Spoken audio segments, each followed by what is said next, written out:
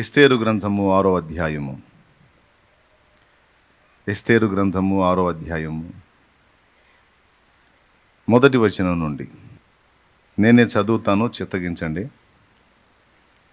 ఎస్తేరు గ్రంథము 6వ అధ్యాయము మొదటి వచనం. ఆ రాత్రి నిద్ర పట్టకపోయినందున రాజ్యపు సమాచార గ్రంథము తెమ్మని రాజు ఆజ్ఞయ్యగా అది రాజు ఎదుట చదివి వినిపించబడెను. మళ్ళీ ఒకసారి.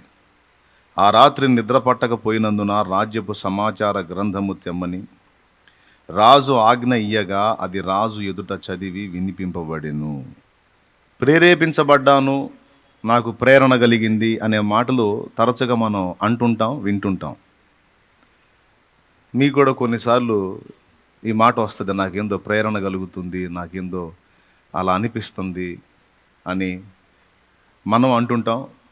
కొంతమంది ఎదుటోళ్ళు కూడా మనతో అంటుంటారు, ఈ విషయంలో అయితే నాకైతే ఈ ప్రేరణ కలుగుతుంది, ఇలా ప్రేరేపించబడ్డాను అని.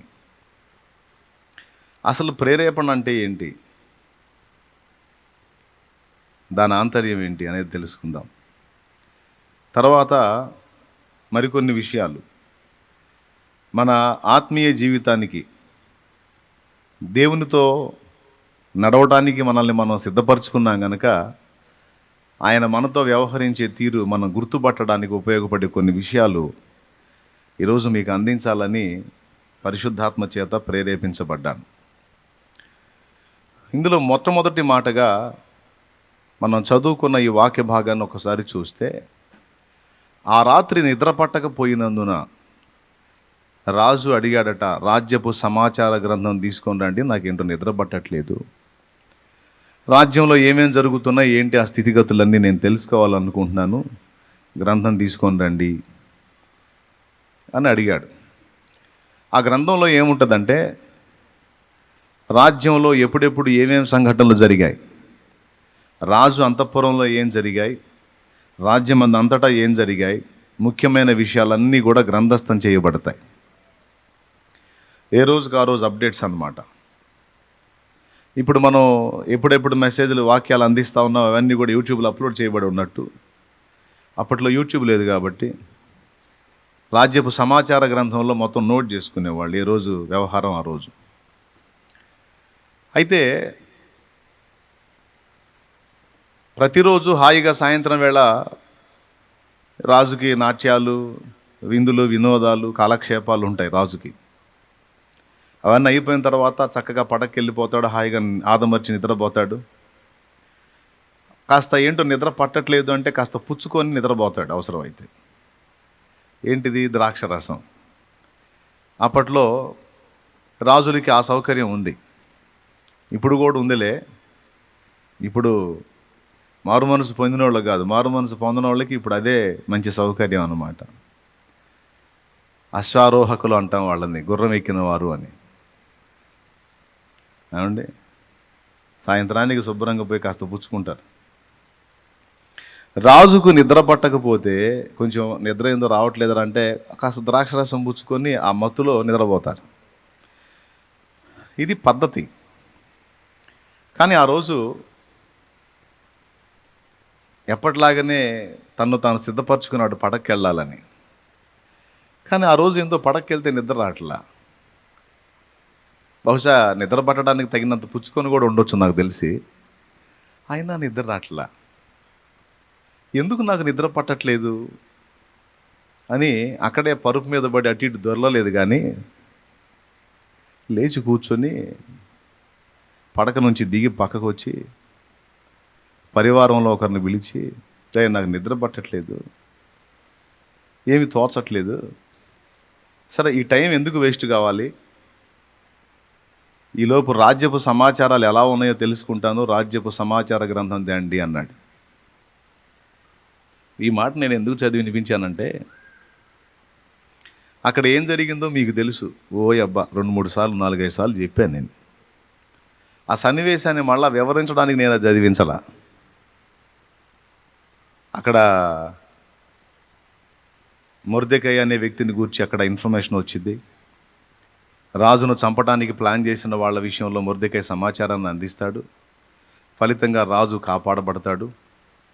రాజు అడుగుతాడు, ఈ మొర్దెకై అనేవాడికి ఏమైనా సన్మానం చేశారా, నా ప్రాణం కాపాడాడు అని. అట్లా అక్కడ జరిగేటువంటి సన్నివేశాలన్నీ మనకు తెలిసిన సంగతులే. తర్వాత హామాను ఆ మొర్దెకైని చంపించడానికి పర్మిషన్ కోసం రాజు దగ్గరికి వస్తాడు. రాజు దగ్గరికి వచ్చి హామాను మొర్దెకైని చంపడానికి పర్మిషన్ అడగడానికి గది వెలపట ఉంటాడు. గది లోపల రాజు, మొర్దెకై నా ప్రాణాన్ని కాపాడాడు కనుక మొర్దెకైకి సన్మానం చేయించాలా, ఎలా చేస్తే బాగుంటుందండి. ఇంతలోకి హామాను వచ్చాడన్న కబురు తెలుసుకొని రమ్మనరా హామానే చెప్తాడు. హామాను వచ్చినందుకు మొర్దెకైని ఉరిదీయడానికి. ఆ హామాన్నే అడుగుతాడు, ఏమయ్యా రాజు ఘనపరచని అపేక్షించు వానికి ఏం చేస్తే బాగుంటుంది అంటావు. వీడేమనుకుంటాడు, నన్నుగాక ఎవరిని ఘనపరుస్తాడు రాజు అనుకుని, మహారాజా రాజు ఘనపరచని అపేక్షించు వానికి రాజవస్త్రాలు ధరింపజేసి రాజు ఎక్కేటువంటి అశ్వాన్ని ఎక్కించి రాజ కిరీటం వాడిని ఎత్తిన పెట్టి ఊరేగించాలి, ఇట్లా చేస్తే బాగుంటుంది మహారాజు. అట్లయితే ఆ పనులన్నీ కూడా నా ప్రాణాన్ని కాపాడిన మొర్దెకైకి చేయబోయే అంటాడు.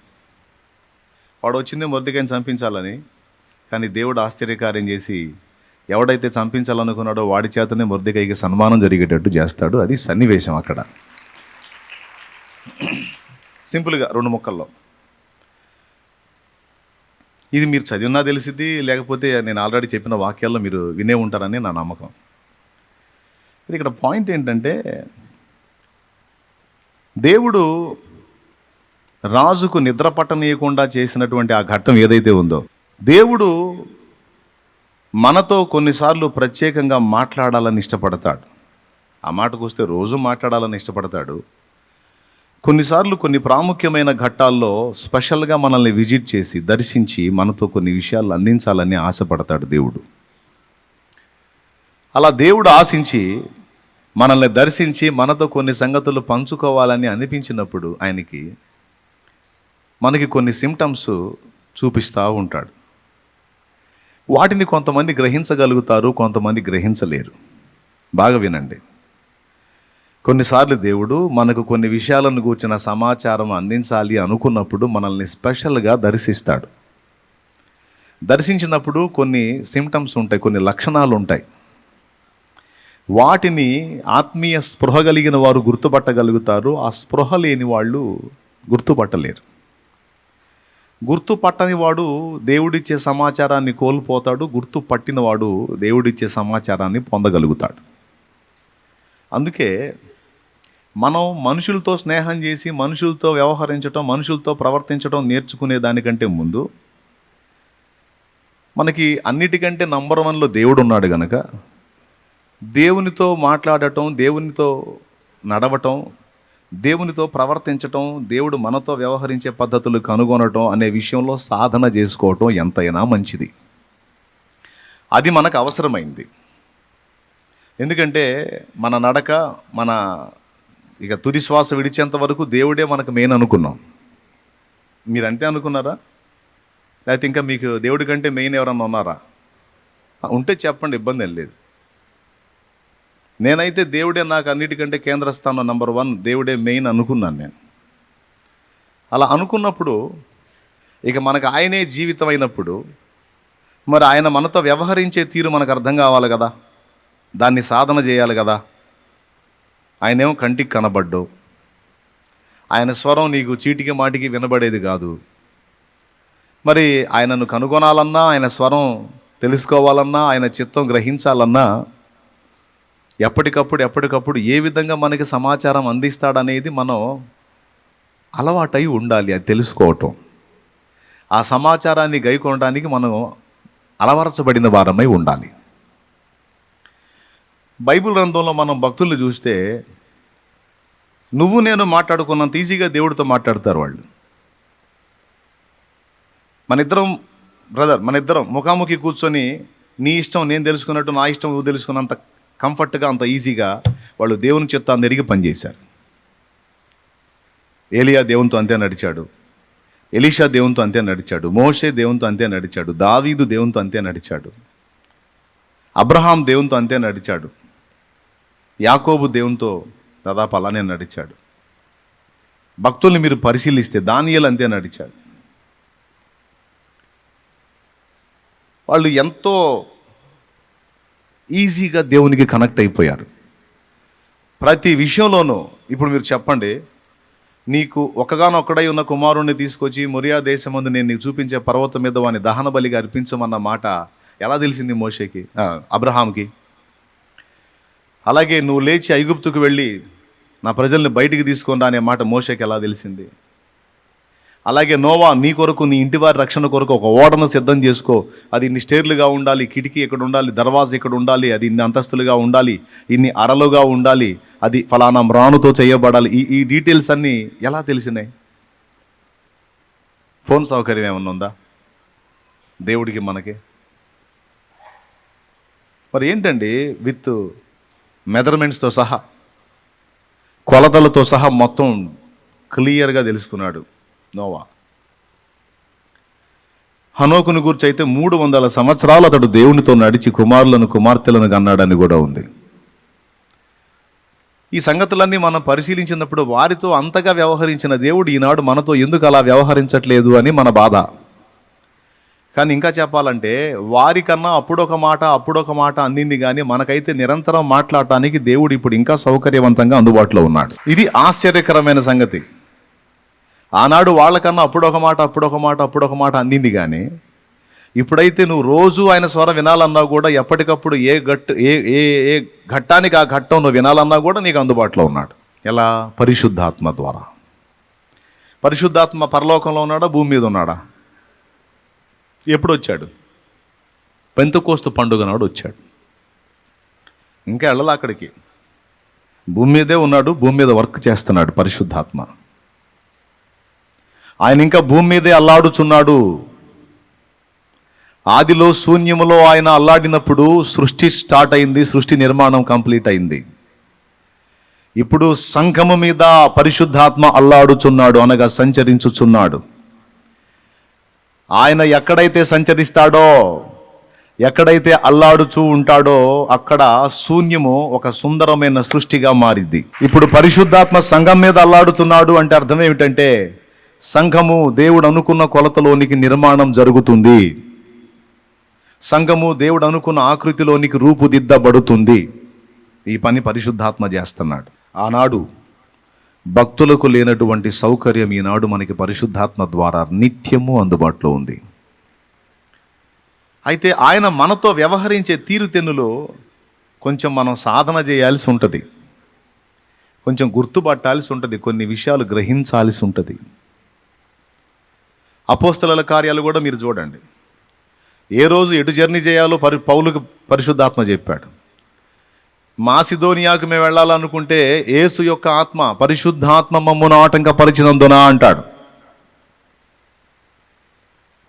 ఫలానా ప్రాంతానికి మేము వెళ్ళాలనుకుంటే పరిశుద్ధాత్మ మమ్మల్ని ఆటంకపరిచాడు అంటాడు. ఆసియాలో ఇప్పుడు వాక్యం చెప్పకూడదు అని ఆటంకపరిచాడు అంటాడు. ఎట్లా తెలుసు సార్ నీకు? అపోస్తలులు నిలిచి మాట్లాడి అపోస్తలుల కార్యములు 15వ అధ్యాయము 28వ వచనంలో రక్తమును గొంతు పిసికి చంపిన దాన్ని, విగ్రహములకు అర్పించిన వాటిని, జారత్వమును విసర్జింపవలెనని మీకు వ్రాయవలెనని పరిశుద్ధాత్మకును మాకును తోచెను. ఈ అవశ్యమైన వాటికంటే ఎక్కువైన మరి ఏ భారము మీ మీద మోపకూడదని పరిశుద్ధాత్మకును మాకును తోచెను. అసలు పరిశుద్ధాత్మ స్వరం వాళ్ళు ఎలా విన్నారు, ఎలా ఓకే చేశారు, ఎలా అంత గ్రహింపు ఎలా ఉంది, అంత శక్తి ఎలా వచ్చింది వాళ్ళకి? ఇదే ఇక్కడ మనం సాధన చేయాల్సినటువంటి విషయం. లోకంలో మనం చేసే సాధనలు ఈ భూమి మీద బతకడానికి ఉపయోగపడతాయి, కానీ చచ్చిన తర్వాత ఎందుకు ఉపయోగపడవు. కానీ దేవభక్తి సాధన ఇప్పటి జీవం విషయంలోనూ రాబో జీవం విషయంలోనూ వాగ్దానంతో కూడిందైనందున అది అన్ని విషయాల్లో ప్రయోజనకరమగునని తిమోతికి రాసిన మొదటి పత్రిక 4వ అధ్యాయము 7-8 వచనాల్లో పౌలు భక్తుడు మాట్లాడాడు.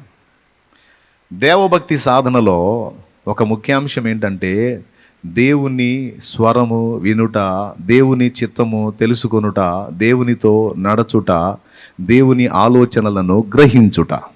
అందుకే చెబుతున్నాను, మనం దేవునితో వ్యవహరించేటప్పుడు, స్నేహం చేయాలనుకున్నప్పుడు కొద్దిగా లోతుగా ఆయన తెలుసుకోవటం, కలుసుకోవటం అనేది సాధన చేయాలి. ఇదే మన సాధన. ఇక్కడ ఇప్పుడు చదువుకున్న భాగం దగ్గరకు వద్దాం. ఇప్పుడు అహస్వేరోషికి నిద్ర పట్టల. కొన్నిసార్లు దేవుడు మనకి కొన్ని తెలియజేయాలనుకున్నప్పుడు దేవుడు మనకి ఇచ్చేటువంటి సిమ్టమ్స్ లేక సిగ్నల్స్ లేక సమాచారం లేదా ఆ, కొన్ని ప్రత్యేకమైన పరిస్థితులు కల్పిస్తూ ఉంటాడు. వాటిల్లో ఒకటి, కొన్నిసార్లు మనకి నిద్ర పట్టదు. ఉదాహరణకి అప్పటికి బాగా బడలిగుతూ అలసిపోయాం, 12 గంటలకు పండుకున్నాం ఉదాహరణకి. 3ంటికే మెలకు వచ్చింది. పండుకుందే 12ంటికి, 1 గంట 2 3 గంటలు నిద్రపోయావు, మెలకు వచ్చింది.